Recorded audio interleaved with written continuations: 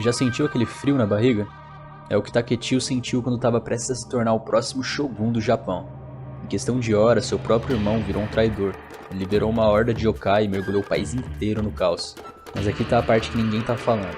Nioh 3 é sobre o que a morte te transforma, e a filosofia japonesa sabia disso há séculos. Eu quero tentar responder uma pergunta que eu não vi ninguém fazendo. Nioh 3 começa no período Edo, em 1622, um momento de paz no Japão.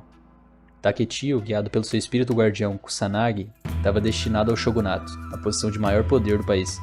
Só que seu irmão mais novo, Kunimatsu, consumido pela inveja, se alia a forças sombrias e lança uma ofensiva de yokai contra o próprio irmão. A Era de Paz vira um inferno em questão de momentos, e para sobreviver, Takechio ganha um poder único. Ele viaja no tempo. Ele percorre o período Sengoku, a Era Heian, o Bakumatsu, diferentes eras do Japão, todas tomadas pela mesma escuridão que seu irmão despertou. Cada época é um mundo diferente, inimigos diferentes, yokai diferentes, histórias diferentes, mas o tema central nunca muda. Ambição, morte e o que você faz quando seu destino é destruído. E é exatamente aqui que a filosofia japonesa entra de um jeito que chega a dar calafrio. O Bushido é o código dos samurais. Bushi é sinônimo de samurai e Do significa o caminho. E um dos seus princípios mais importantes é o Memento Mori japonês, a meditação constante sobre a morte. No Hakaguri, texto clássico do Bushido, tem uma frase que define tudo.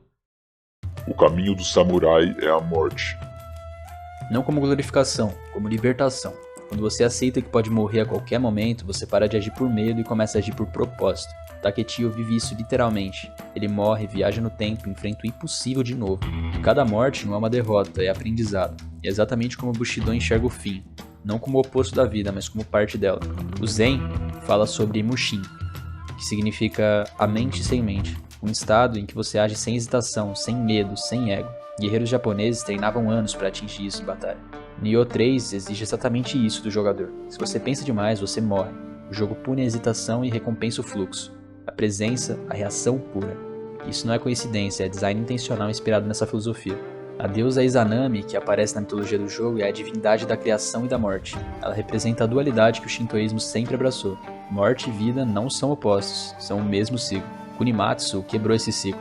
Ele usou as forças da escuridão para interromper o fluxo natural do tempo e do poder. E a missão do Takechio é justamente restaurar esse equilíbrio. Não derrotar a morte, mas aceitar o lugar dela. O que me impressiona em Nioh 3 é que ele não usa a filosofia japonesa como estética. Não é só katana bonita e cerejeira de fundo. A mecânica de morrer e renascer, a viagem por diferentes eras, o confronto com o próprio irmão, tudo isso é Bushido e Zen sendo jogados de verdade. Você não lê sobre essas ideias, você sente na gameplay. E tem uma camada que eu acho ainda mais pesada. Kunimatsu não é um vilão sem razão. Foi negligenciado, ignorado, viu o irmão receber tudo. A escuridão que ele abraçou é o que acontece quando alguém rejeita o Bushido. Quando a ambição e o ego vencem o propósito e a honra. Mas para entender Nioh 3 de verdade, você precisa entender o que separou esses dois irmãos. Takechio e Kunimatsu cresceram juntos. Mesmo pai, mesmo sangue, mesma criação. A diferença entre eles não era o talento, era a posição. Takechio nasceu primeiro e no Japão feudal isso significava tudo. O shogunato, o poder, o legado da família. Tudo isso foi direcionado para o primogênito desde o início. Kunimatsu passou a vida inteira na sombra do irmão. E aqui está o ponto filosófico mais cruel da história. Ele nunca teve chance de provar quem era. A sociedade japonesa feudal não deixava. O sistema de hierarquia familiar definia seu valor antes de você abrir a boca. O Bushido prega que o guerreiro serve sem questionar sua posição, que o ego deve ser silenciado, que a honra vem do cumprimento do seu papel, não da ascensão pessoal. Kunimatsu tentou por anos. Ele tentou.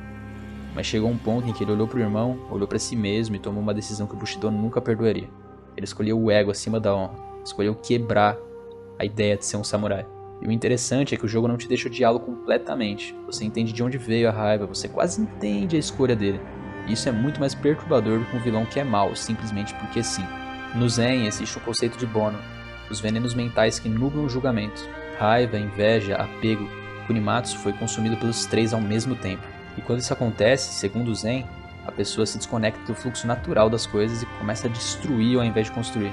Takechio, por outro lado, perde tudo. Destino, poder, a confiança no próprio irmão e ao invés de ceder aos mesmos venenos, ele aceita. Ele segue em frente. Ele encarna o que o Bushido prega na prática. A rivalidade deles não é só narrativa, é um estudo de caso completo sobre o que acontece quando dois homens enfrentam a mesma injustiça e fazem escolhas totalmente opostas. Tem uma coisa que Nioh 3 faz que poucos jogos ocidentais entenderiam por que fazer. Ele não resolve tudo. No final, a ferida entre os irmãos não some, o tempo não apaga o que foi feito e o Japão que Taketio restaura não é o mesmo de antes. É um Japão marcado, transformado pela traição e pelo caos. E isso é profundamente japonês. Existe um conceito chamado Mono no Aware, a consciência da impermanência das coisas e a beleza melancólica que vem dessa consciência. As flores das cerejeiras são o símbolo mais famoso disso. Duram poucos dias e é exatamente por isso que são tão lindos. Nioh 3 entende isso. A história de Taketio não é sobre vencer, é sobre atravessar, carregar o peso do que foi perdido e continuar mesmo assim. E talvez seja essa a lição mais honesta que o jogo oferece. Nem sempre você restaura o que tinha antes. Às vezes você só aprende a seguir em frente com as cicatrizes. O Bushido não promete vitória, ele promete propósito. No final, talvez seja isso que basta. Pra mim, Nioh 3 é um jogo que te pergunta o que você faria se perdesse tudo o que achava que era seu destino. E a resposta que ele propõe é difícil. Aceitar, aprender e continuar.